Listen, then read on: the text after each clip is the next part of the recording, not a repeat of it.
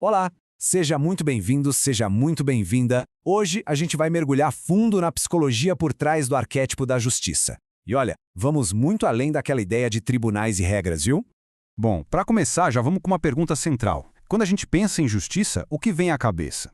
Leis, punições, o que é certo e errado lá fora?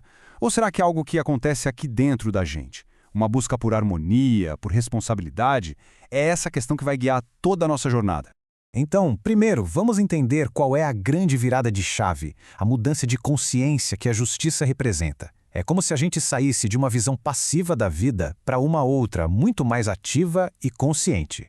E o que é mais interessante aqui é justamente esse contraste. De um lado, a gente tem a roda da fortuna, que simboliza o acaso, a sorte, sabe? Tudo aquilo que parece simplesmente acontecer com a gente. Mas do outro lado vem a justiça, que é um verdadeiro despertar. É o momento em que a consciência percebe, opa, peraí, as minhas ações também constroem a realidade que eu vivo.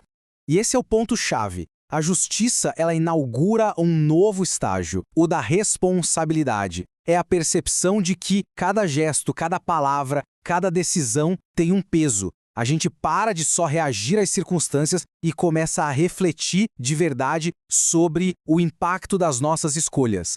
Certo. Então, como é que essa consciência funciona na prática? A justiça nos dá duas ferramentas simbólicas super importantes para a gente encontrar esse tal equilíbrio interno. Vamos ver como isso se constrói. A primeira ferramenta é a balança. E veja bem, ela não é para julgar o outro. É, na verdade, sobre uma autorregulação interna. É a nossa inteligência buscando a proporção certa entre o impulso e a reflexão, entre a nossa liberdade e os nossos deveres. É uma busca contínua por harmonia, sabe? Um processo bem dinâmico de ajuste.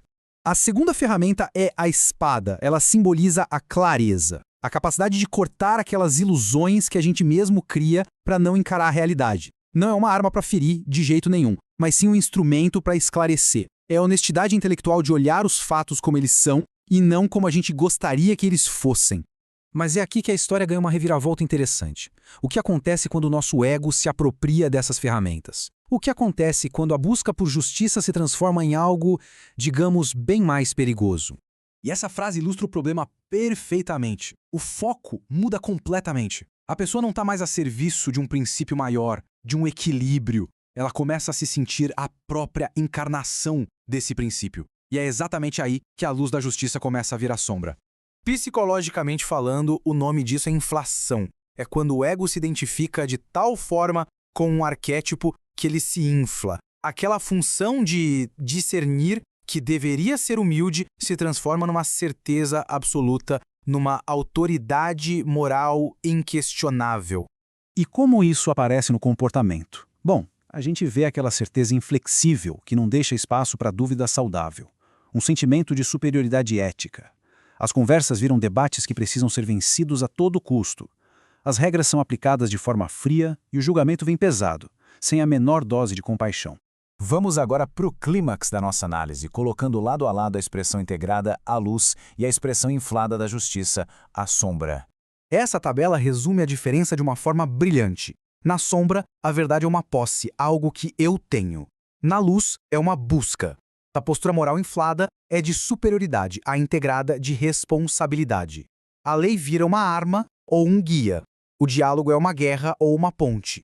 E o mais fundamental de tudo, a autoimagem na sombra nega as próprias falhas, enquanto na luz ela reconhece que somos falíveis. Ok, depois de ver os dois lados da moeda, como a gente pode cultivar essa expressão mais madura, mais sábia da justiça? O caminho passa por esses 4 estágios, mais ou menos. Começa com o discernimento claro, a capacidade de ver a realidade sem tantas distorções. Isso leva à responsabilidade madura pelas nossas escolhas. Depois, exige a humildade de saber que a nossa visão é sempre parcial e, por fim, culmina na integração, onde todos esses elementos trabalham juntos, em harmonia. Então, o ponto crucial é este. A verdadeira justiça não é um estado parado de estar certo. Não mesmo. É um verbo, uma ação contínua. É uma dança constante entre a firmeza dos nossos princípios e a sensibilidade da compaixão, entre a clareza da mente e o calor do coração. E essa ideia final amarra tudo. A integridade não nasce só no campo das ideias, né? Ela nasce na coerência entre o que a nossa consciência reconhece como verdade e as nossas atitudes concretas do dia a dia.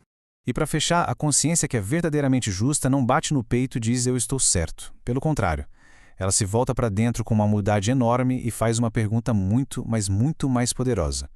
O que é verdade aqui? Inclusive sobre mim.